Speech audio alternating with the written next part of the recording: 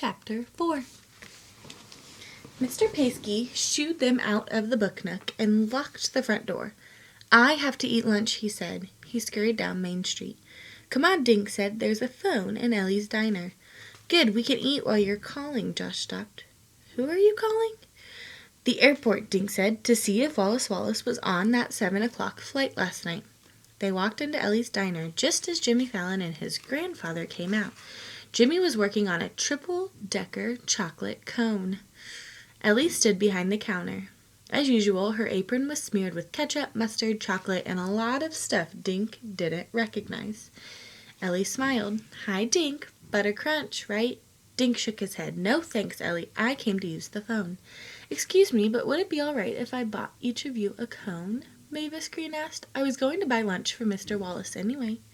"Gee, thanks," Josh said. "I'll have a scoop of mint chip and a scoop of pistachio." "Oh, you like green ice cream too?" Mavis said. She smiled shyly. "I'll have the same, please."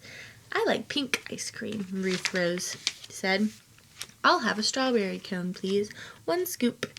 "How about you, Dink?" Mavis asked. "I'm not hungry, thanks," he said. "But you guys go ahead. I'm going to call the airport." Dink felt guilty. If he hadn't invited Wallace Wallace to Greenlawn, his favorite author would be safe at home in his castle in Maine. But Dink couldn't help feeling excited too. He felt like a detective from one of Wallace Wallace's books.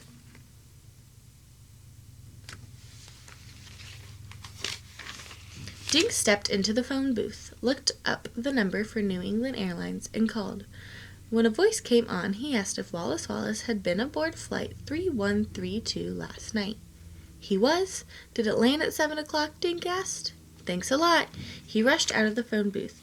"Hey guys, they told me Wallace Wallace was on the plane, and it landed right on time." "So he didn't miss the flight," Ruth Rose said through strawberry pink lips. "That's right." Dink pulled out the itinerary. He drew a line through airport. "This is so exciting," Ruth Rose said. "Now what?" Josh asked, working on his double dipper. Dink pointed in his next circle on the itinerary. "Now we have to find out if a taxi picked him up." "Lawrence Taxi is over by the river," Ruth Rose said. Dink looked at Mavis. "Would you like to come with us? We can walk there in 5 minutes." Mavis Green wiped her lips carefully with a napkin. "I'd love to come," she said in her soft voice. They left Ellie's diner and walked left on Bridge Lane, then headed down Woodview Road toward the river. "Mr. Paskey looked pretty upset, didn't he?" Josh said, crunching the last of his cone. His chin was green. "Wouldn't you be upset if you had a bunch of customers at your store waiting to meet a famous author and he didn't show up?" Ruth Rose asked. "Yeah, but he was sweating buckets," Josh said. "I wonder if Mr. Paskey kidnapped Wallace Wallace." "Josh, get real. Why would Mr. Paskey kidnap an author?" asked Ruth Rose. "He sells tons of Wallace Wallace's books." "I don't think Mr. Paskey is the kidnapper," Dink said. "But in a way, Josh is right. Detectives should consider everyone a suspect, just the way they do in Wallace Wallace's books." At River Road, they turned left. 2 minutes later, Dink pushed open the door of the Lawrence Taxi Service office. He asked the man behind the counter if one of the drivers had met Flight 3132 at Bradley Airport the previous night. The man ran his finger down a list on the clipboard. "That would be Maureen Higgins. She's out back eating her lunch," he said, pointing over his shoulder. "Walk straight through." They cut through the building to a grassy area and back.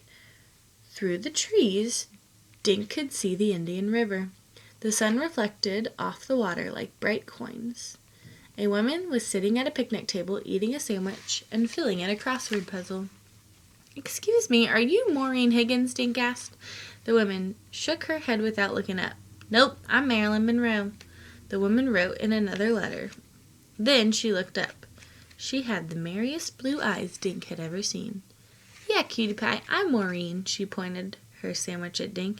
"And you might be—" "I'm Dink Duncan," she said. "These are my friends Josh, Ruth Rose, and Mavis. We wondered if you could help us," Ruth said. Maureen stared at them. "How?" "Did you pick up a man named Wallace Wallace at the airport last night?" Dink asked. Maureen squinted one of her blue eyes. "Why do you want to know?" "Because he's missing," said Josh.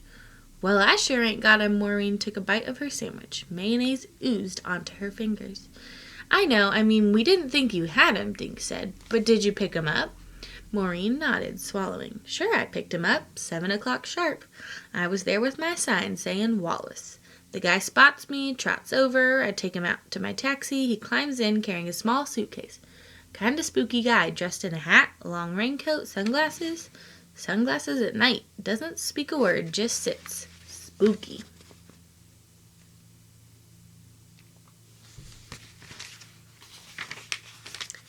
"Did you take him to the Shangri-La Hotel?"